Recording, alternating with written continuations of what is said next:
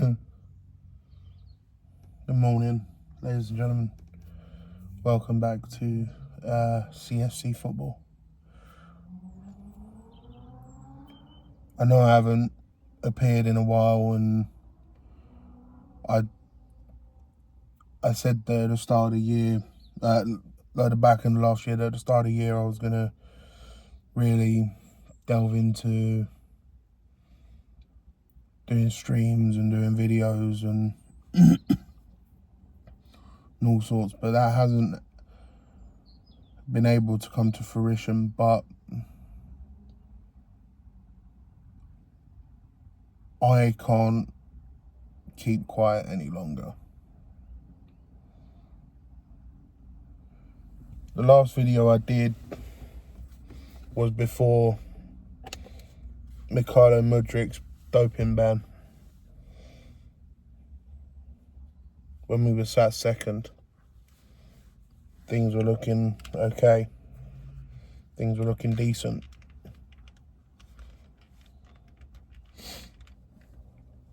Yet, since the start of December, all hell has broken loose. And it's been coming. That's the worst part, is it's been coming. And people like myself, although I haven't got a platform, and there are other big platforms out there have been saying it. They've been getting alienated. But enough's enough now. That Brighton result, or the last two Brighton results in particular, have confirmed to me what I already knew. On the back of the January transfer window, and on the back of the last 3 years, BlueCo need to leave Chelsea Football Club. They need to sell. And that's not just Bowley. It's like Barley, Wiss, Feliciano, Clear Lake, all of them. They need to go. They need to sell. 100% they need to sell. I'm sitting here in a car park doing this because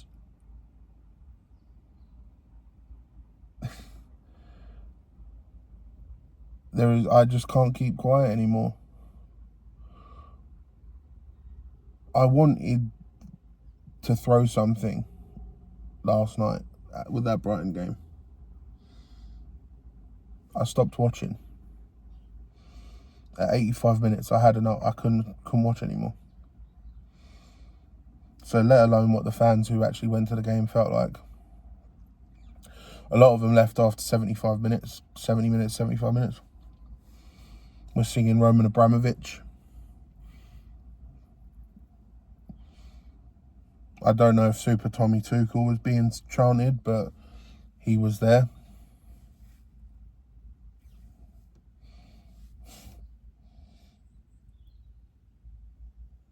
Three years of this dross, and we've got fuck all to show for it. Apart from kids. Young kids with no experience on not ridiculously high wages, but for kids it's high wages. And on stupidly long contracts. 6, 7, 8 year plus deals.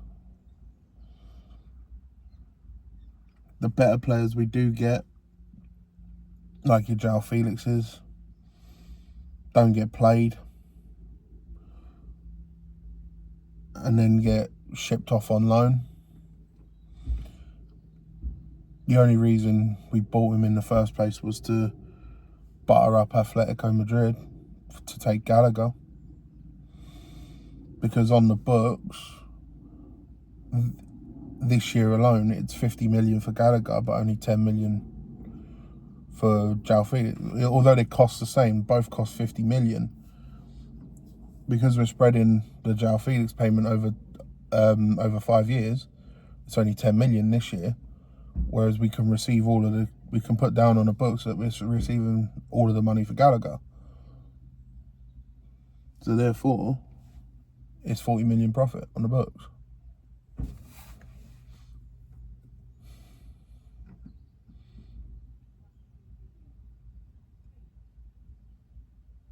It's bonkers.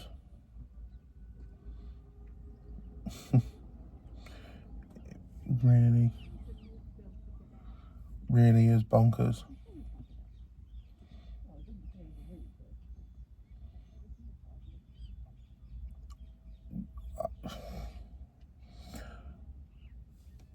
As I said, it's the last 3 years.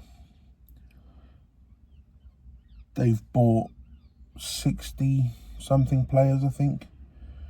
I can't sit there and name them all, because a lot of them are, as I said, kids who we ain't even seen play for the first team yet. In 3 years. 6 transfer windows. 1.5 billion spent. Which, by the way, not a single penny of that is their money. Not a single penny. It's the money that Roman Abramovich left us debt-free. All of a sudden, when it comes to using their money, like this last January transfer window, we have to sell to buy. So we receive a 5 million loan fee for Renato Vega, who, by the way, only signed in the summer. And then we use 4 million of that to go and buy a 16-year-old Kazakhstani kid who isn't even going to turn up until he's 18. So there's that. You had the we sold Cassidy for 15 million. Bought him for 15 million, but because we bought him in the first summer that these owners got here, he now costs nothing. So the 15 million is 15 million profit in this year. So what do we go and do?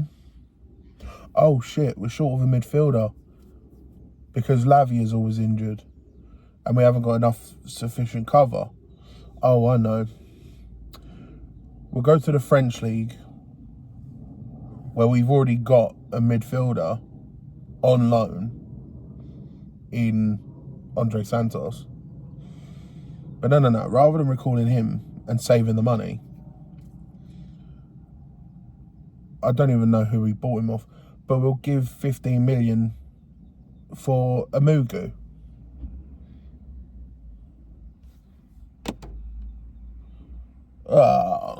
Absolute dirtbag.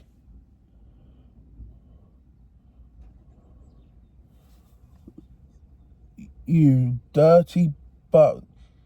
Sorry, literally, as I'm speaking, a bird has just shat on my car. Oh, absolute dirtbag. Anyway,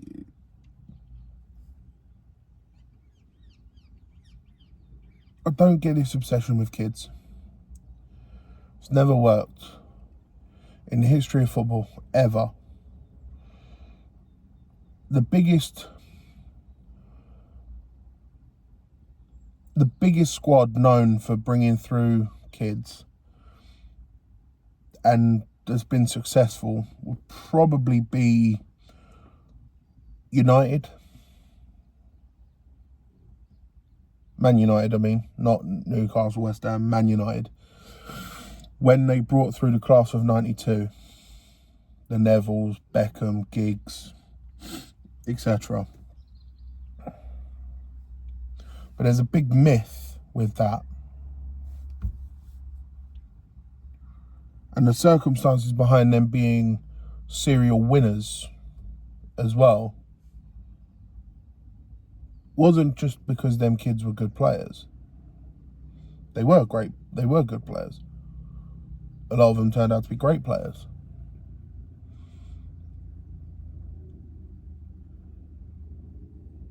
The underlying facts of why they were winners boil down to a handful of things. First and foremost is an elite manager in Sir Alex Ferguson.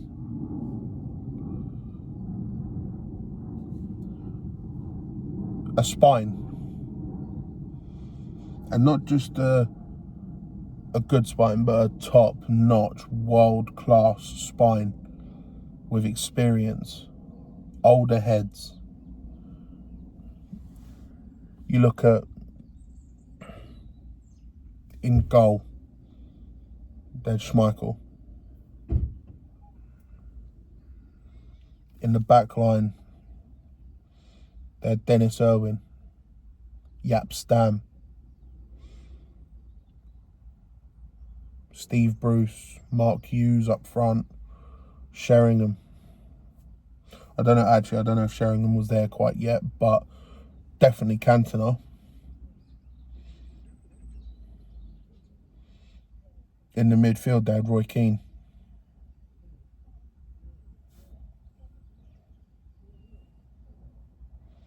So they're the young players like your Giggs, your Beckham, Nevilles, Scholes.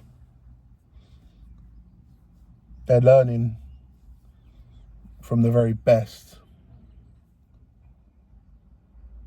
on both angles, from the manager and from the players on the pitch.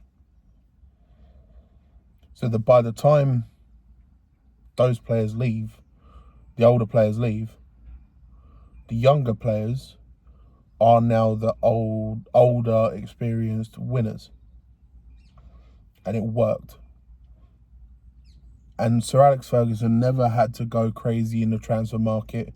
He'd nitpick one or two here and there. Top-notch talents, top-notch world-class talents. Your Ronaldos, Rooney, Carrick, Ferdinand, plus many, many more. Evra. And he was able to recycle, in terms of football generations, 5 or 6 different football generations over 26 years, because he had a blueprint that was tried and tested and worked, and still works to this day. Pep's doing it. When he came in, he bought Jesus. Granted, I know Jesus has been sold on, but he had Aguero.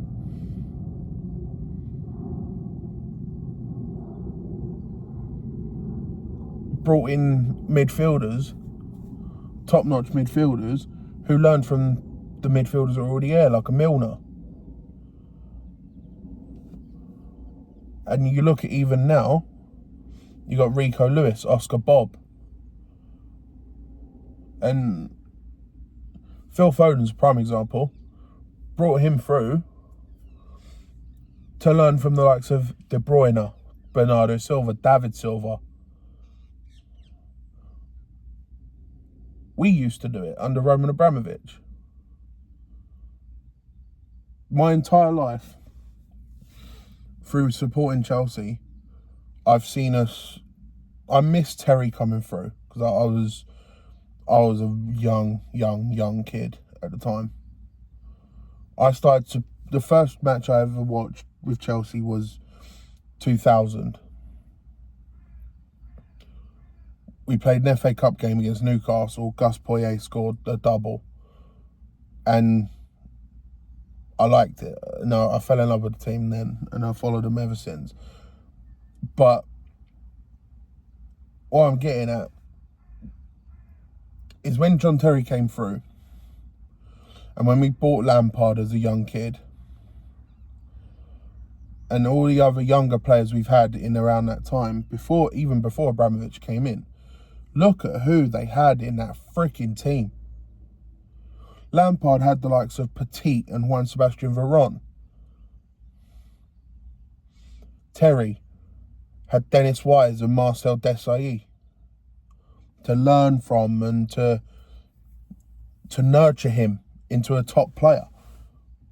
Plus, they grew up in an era where mentally you had to be strong.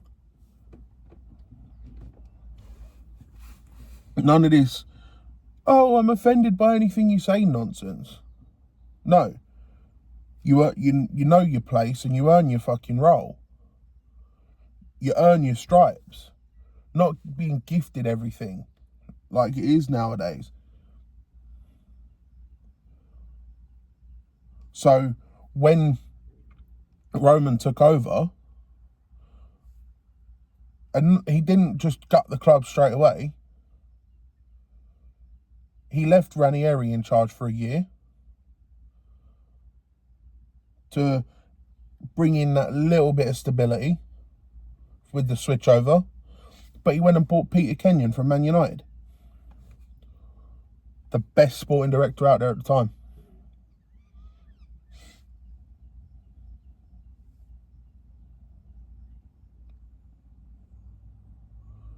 And then brought in Jose Mourinho. The manager had just won the Champions League with Porto.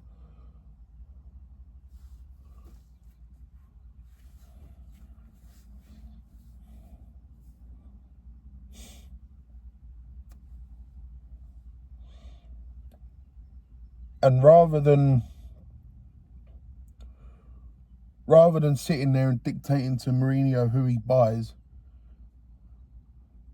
he asked Mourinho, who do you want? Because it was a well-known fact that Abramovich wanted Ronaldinho from Barcelona. Best player in the world at the time. Jose said no. He wanted Drogba instead. And we brought Drogba in. But who was already there? Who was already at the club? We brought in Czech as well. We did a big spend, brought in Carvalho. But Terry was already there. Cudicini was there as an experienced head. Lampard was now an experienced head. Not winners yet, but experienced heads. Johnson. We had Crespo. We had so many players who were experienced. And then you add an elite manager into that, who's not just an elite manager, but an elite coach as well. Make them into winners. Which he did. Fast forward a few years when some of the older heads drop off and you need to change a few. We bring in the likes of Juan Mata, Eden Hazard, Oscar, even to a point Sturridge, Daniel Sturridge, David Luiz, Azpilicueta, Courtois.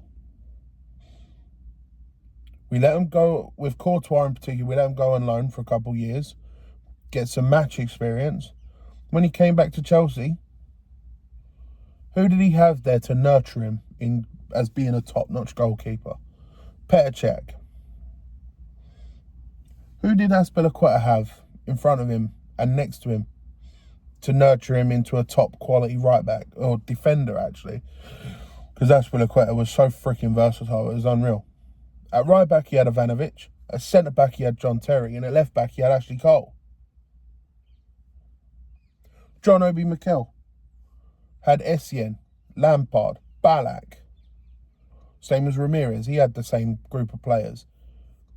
Makaleli as well. To nurture them. Which, by the way, Makaleli was one of the Galacticos. So that shows the level of player we're signing. Then you go to the front line. with Hazard, Oscar and Mata. And then the year after you had Willian as well. They were learning from your Drogba, Anelka, Kalu, Malouda. And then Fernando Torres. I know he wasn't that great for us, but he's still an elite, top-notch striker who knows what he's talking about. Scored some very important goals for us, actually. So it was there. It was nurtured. And they had elite managers. Jose. I know it didn't work out, but Scolari. Top-notch manager. Ancelotti. Rafa. Benitez was a top coach. Then Jose again. Conte. All top-notch coaches. And again, through years and years and years, you go through this process of your older ones get older. They nurture the younger ones. So by the time that they retire, the younger ones are ready. And it's a step-by-step process. And it's like, that's the revolving door you want. You want experience mixed with youth winners, mixed with youth. That's what you want. And I'll make a point, because the final 3 years of Roman Abramovich's reign as owner, 2019 to 2022, compared to the 3 years we've had under this clown show, right? 2019, we had a transfer ban, lost Eden Hazard,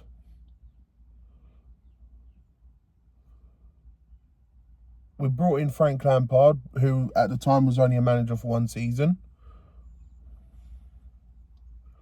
So actually, Lampard is in the same boat now. Maresca, is in the same boat now that Lampard was, in that they've had 1 season as an actual manager in the Championship. Right? Big difference. Lampard had a proper run club. Maresca hasn't. But Maresca's had a transfer window, 2 of them, and Lampard had none in his first season. Lampard had to bring through youth players. Maresca has been given his squad, a squad. You look at the youth players Lampard had to bring through. The main 3 were Reece James, Tammy Abraham, and Mason Mount. Reece James had Azpilicueta to learn from. Mason Mount had Jorginho, Kante, Kovacic to learn from.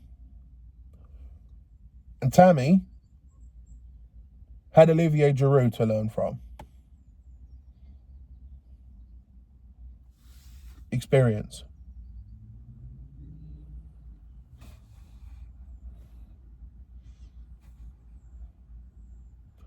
And then the following season, transfer bans lifted. We go and sign an more experienced goalkeeper, because Kepa wasn't doing it at the time. He was piss poor that Lampard season. Thiago fucking Silva. An elite, experienced, winning general of a centre-back. We then go and buy 2 of the hottest prospects in Germany, in Havertz and Werner. I know Werner didn't really, I'm a big fanboy of Werner, but I know it didn't turn out too well.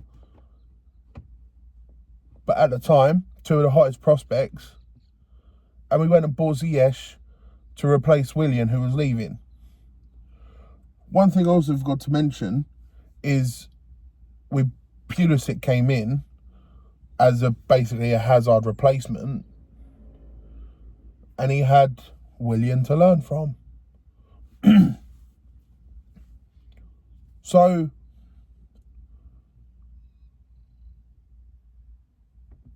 we were doing really well. Oh, and we went and bought Lampard's left back of choice, which was Chilwell.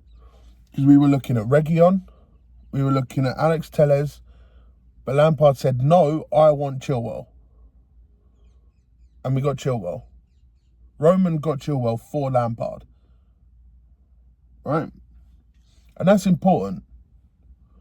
Because I'll get to that in a minute. Because things were going great. And then you hit the winter period where it all went tits up and Lampard got sacked. We were sat 9th. There was 2 days left of the transfer window. We bring in Tommy T. Thomas Tuchel. What a man. We bring him in. Right?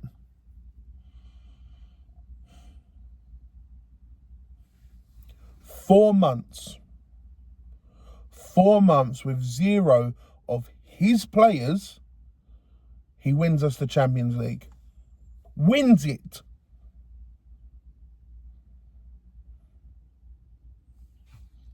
And why?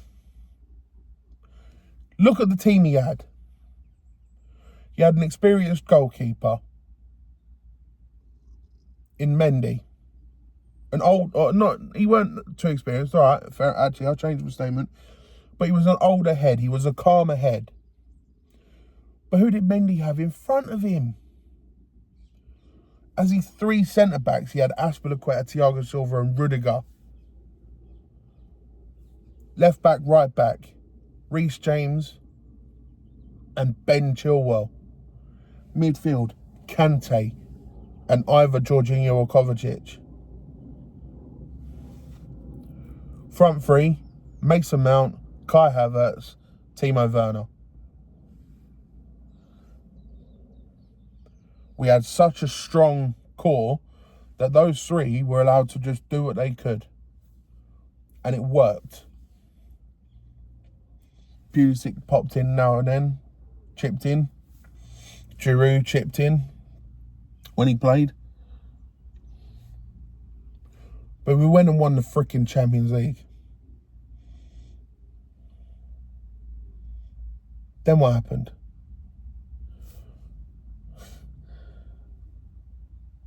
Rudiger and Christensen, I forgot about Christensen, they're leaving. Who do we bring in? Trev Chalobah. But again, who does he have around him to learn from? Aspie, Silva, and a group of now Champions League winning players who know what it means to win. We go and win the Super Cup.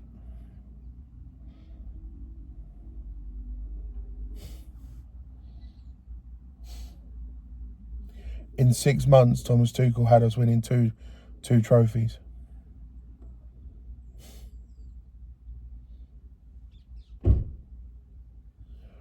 You then bring it around. Oh, and we made the FA Cup final as well.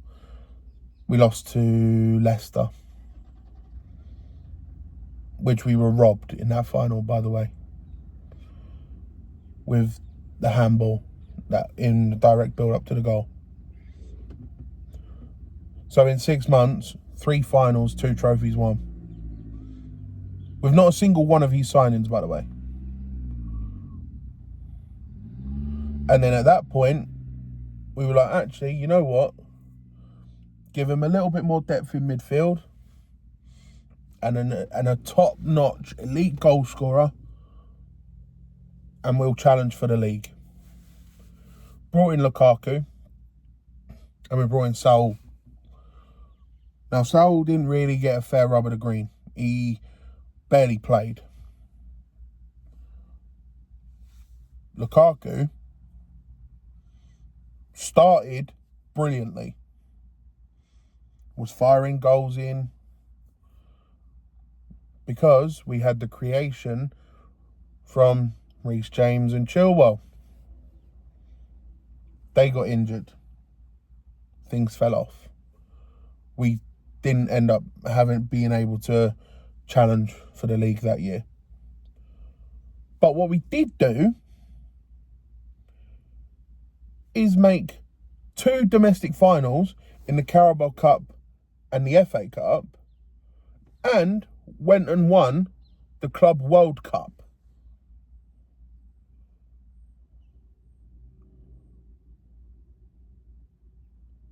That was the final. The Club World Cup was the last game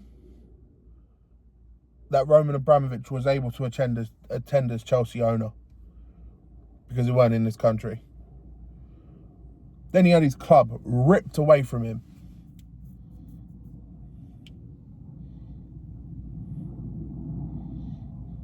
Tuchel made 6 finals out of 7 in 14 months. The only final we didn't make was the Champions League, because we went out to Real Madrid in his second season there, in the first full season. We fucked up the first leg at home through a couple of mistakes, but what we did in the second leg was we gave it our freaking all. We went 3-0 up in the Bernabeu, and it could have been 4-0 if the Alonso goal wasn't disallowed. Right? And in Real Madrid, they've just got a different level of beasts when it comes to their team.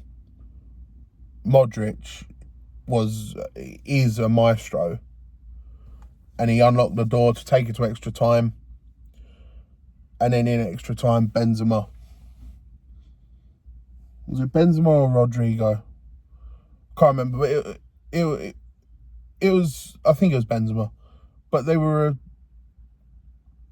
we didn't just give up. We didn't just die trying. We died trying.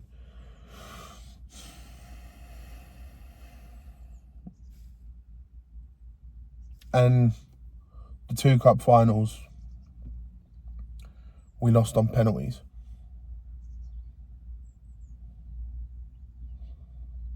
But we won the Club World Cup. We completed the set. We've won it all.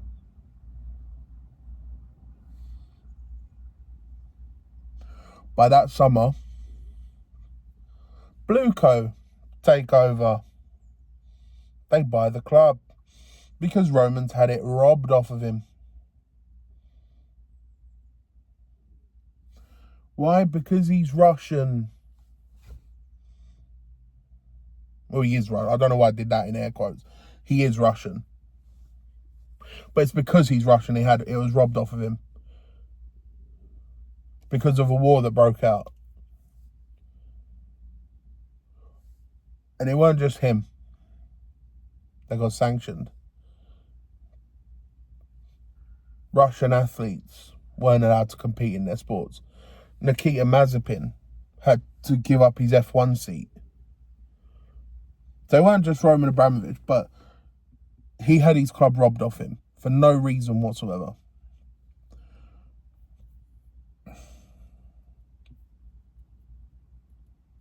And a consortium of Clear Lake, Igbali, Bowley, they come in.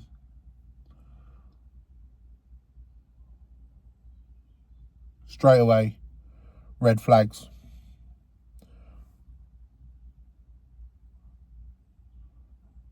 Making money is more important than winning and losing on the pitch. Calling us customers.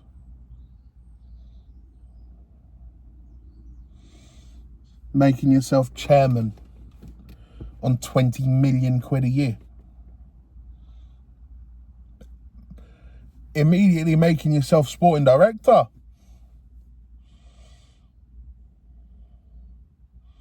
Plus more. But it's alright, we'll make it look good. We'll splash 300 odd million in the first transfer window.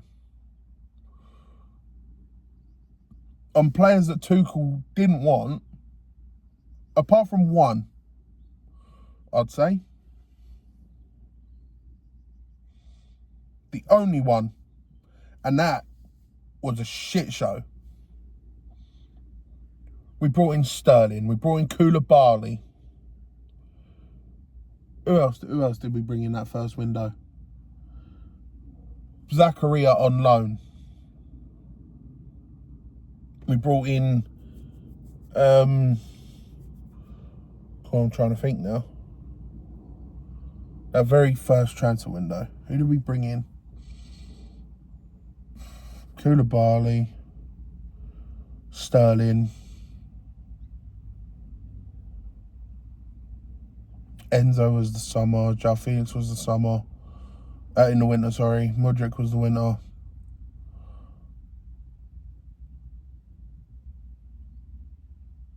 We brought in Aubameyang.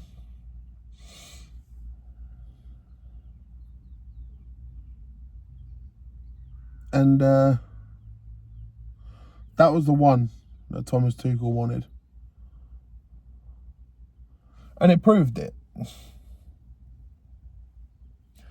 Because once the transfer window closed, I can't remember the others that were signed.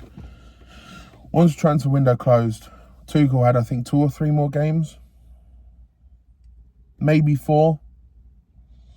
Aubameyang played those games and he scored 3 goals.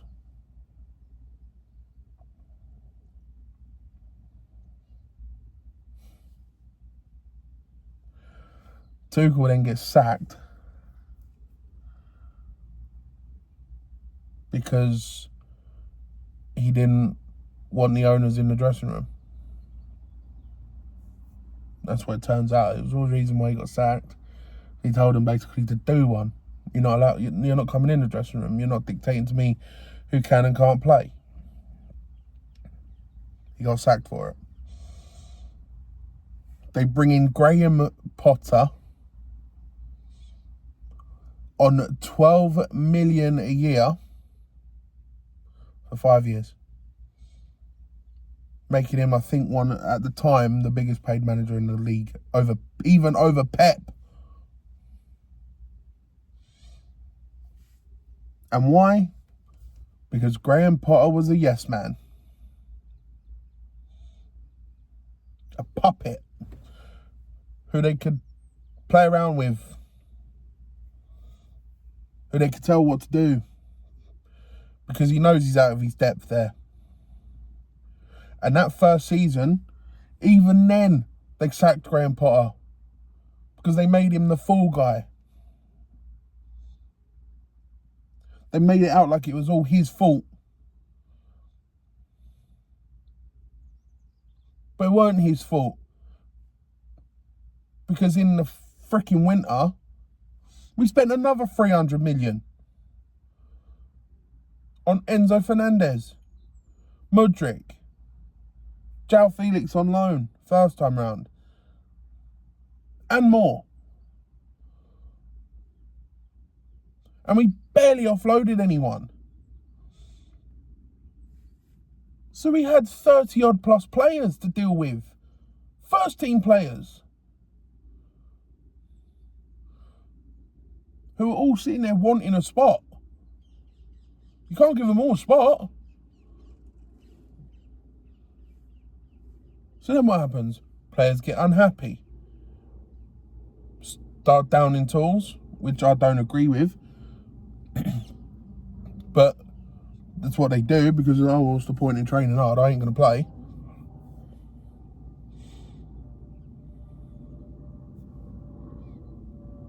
Potter inevitably gets sacked. We bring in Bruno something, I can't remember his surname, for one game against Liverpool. We get 1-1 draw. Or a 0-0 draw, can't remember. But it was a draw. Then we bring back Super Frankie Lampard. Why? To stop the fan base going absolutely fucking apeshit. It's the only reason why Frank was brought back. Oh, it's all right that we can handle all the losses under him because it's Frank Lampard. They won't dare go against Super Frank. Get to that summer. We bring in Pochettino, who at Spurs was the biggest yes man ever.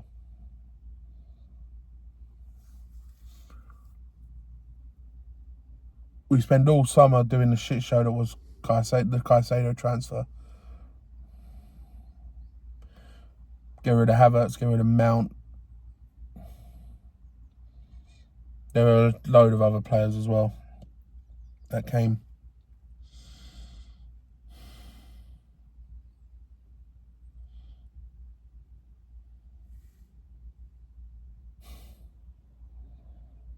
He gets us to a cup final.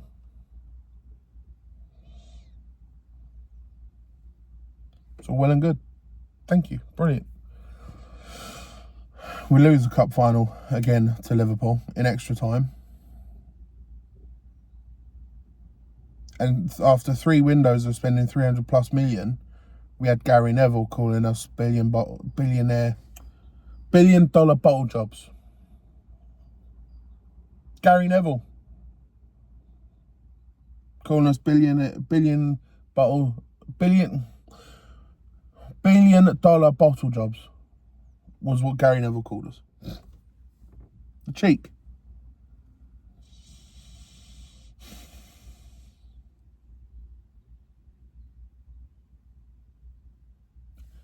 And then it gets to a point in the season where Pochettino's had enough. He's had enough of them up top dictating to him who he can and can't play, what he can and can't do.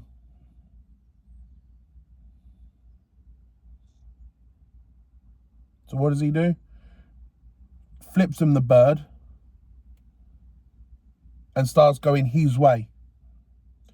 What happened? We go on a long unbeaten run. We in the arse end of the season, we lost once. In the back end of the season, now it's to Arsenal, and it was a heavy defeat. I'll give it that, but we only lost once.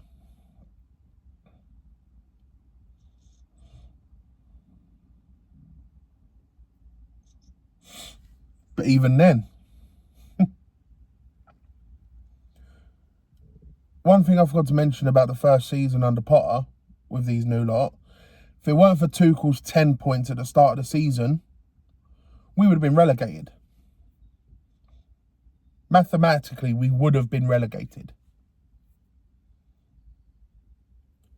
Last season under Poch, if it wasn't for Cole Palmer's goals and assists, we would have been relegated.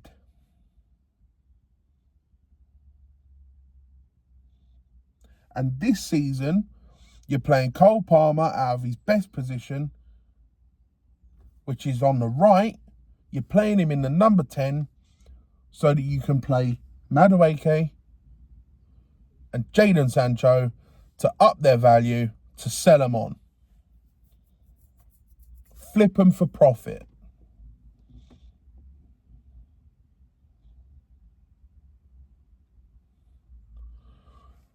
We've got 6 points. Or no, or is it 9 points out of the last 30 or something like that?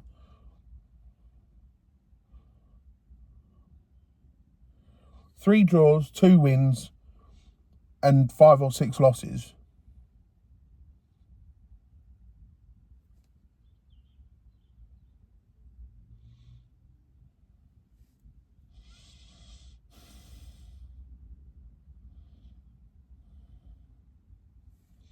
It's pathetic. We're out of both cups. Got fucking dumped out early by Newcastle in the Carabao Cup. All right, they're in the final. But Newcastle. And then last Saturday, Brighton dumped us out of the FA Cup. 2-1. So the very team we're trying to copy beat us.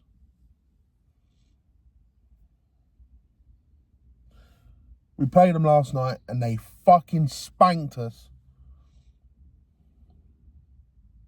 3-0. In 2 games, back-to-back, at the same stadium against the same team, we had 1 shot on target over both games. And that was the goal. And even then, we were lucky to score that. The only reason we scored it is because the goalkeeper fumbled it into his own face and it went in. But a 5-1 aggregate against Brighton over 2 games.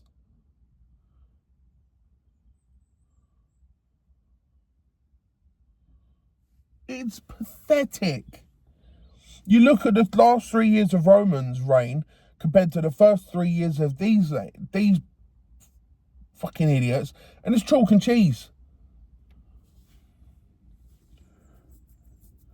They're not putting the football first. They're not putting the fans first. All they give a flying shit about is their pockets. They need to go. It's not going to change. But what they'll do is they'll sack Maresca, pin all the fucking blame on him, bring in a new manager, and half of the fucking fan base are going to lap it up because they believe that Maresca's to blame. Or that the sporting directors are to blame. Who's hiring them in the first place? Up top. That's who's hiring them in the first place. And until they go, it's never going to fucking change. They're going to bring in more yes men, more puppets who will do their bidding. They may as well change their name to fucking Jeff Dunham. And we're the little ventriloquist dummies. Maresca, he's contradicting himself now in every single freaking press conference. Why? Because he's being told to. Vivid seats.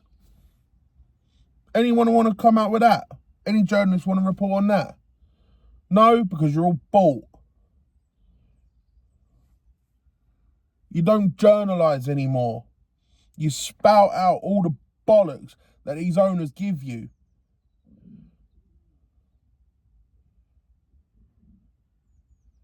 All of you. There's only a handful of big platforms who are actually calling this shit as it is.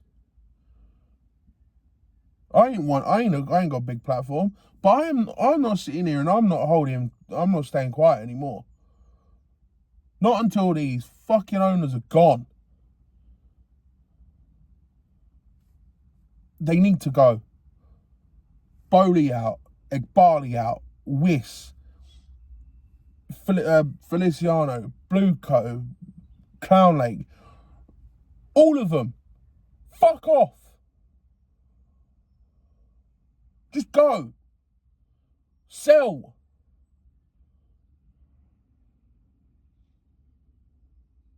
If you're not here for the best interest of Chelsea, leave. And I am so fucking glad that they do not own that pitch or the name. That belongs to the Chelsea pitch owners. If they owned that, oh my God, we would be fucked. Royally. We are already. Even if they sell. I don't think they will. But even if they do, then what happens? The new owner's got to come in and put everything right. But at least by putting it right and showing us that you've got the ambition to put it right, we'll buy into it and actually sit there and go, you know what? You're doing it for the interest of Chelsea. We'll give you time. These lot are doing the same shit over and over and over and over and over and over again. Getting inexperienced, get a shit manager so that we can use him as our puppet when shit goes wrong, as our fall guy. We'll sack him. We'll bring in another manager. We won't back him with the players that he wants. We'll buy the players we want because they're young, they're inexperienced, and we can flip them for a fucking profit. That's all they want. Money. Money, money, money, money, money. As businessmen, they're geniuses. As football owners, they're pricks. They're arseholes. And no one likes an arsehole. No one. They need to go. BlueCo out. I'm going to end it there, because if I don't, I'm going to start going. Well, I'm already starting to go grey, but I'm going to end up Snow White. And I'm near at the end of my time in this car park anyway. But sorry for the long one, and I'm sorry for the rant. It needs to happen. We, as Chelsea fans, we need to unite now and get these clowns out. All of them. The owners, the directors, all of them. Bye. Get out. I hope you enjoyed the video. Until the next one, stay safe. And I hope everyone has a good week. I don't know how long until our next upload, but goodbye, people.